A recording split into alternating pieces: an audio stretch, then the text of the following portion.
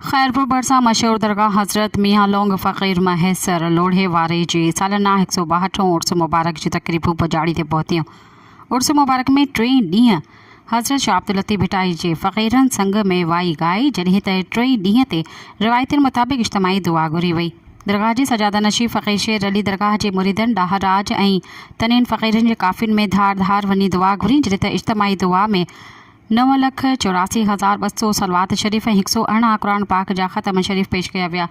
इज्तिमाही दुआ घुरण बाद दरगाह जे सजादा नशीं फ़क़ीर शेर अली मुरीदनि अक़ीदतमंदनि सां गॾिजी दरगाह हज़रत लोंग फ़क़ीर ऐं ॿियनि बुज़ुर्गनि जी मज़ारनि ते दुआ घुरी ऐं इन मौक़े ते फ़क़ीर शेर अली चयो त हज़रत मियाँ लोंग फ़क़ीर जूं दीनी ख़िदमतूं आहिनि अल्लाह वारनि जा आस्थाना फ़ैज़ जूं जॻहियूं आहिनि, जिते अमन प्यार मोहबत ऐं भाईचारे जो दर्स मिले थो।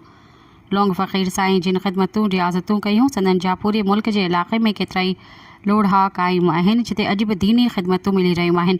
लोंग फ़क़ीर जी तारीख़ खे गॾु करे रहिया आहियूं, जंहिंखे जल्द किताबी सूरत में आणींदासीं, जीअं नौजवान नस्ल तारीख़ खां वाक़िफ़ थी सघे। इन मौक़े ते उर्स मुबारक में दरगाह आरिफ फ़क़ीर जे सजादा नशीं फ़क़ीर अताउल्लाह फ़क़ीर शहाबुद्दीन मंसूर राजपूत सहाफ़ी अब्दुल सत्तार मेहराणी समेत हज़ारे मुरीदनि अक़ीदतमंदनि शिरकत कई।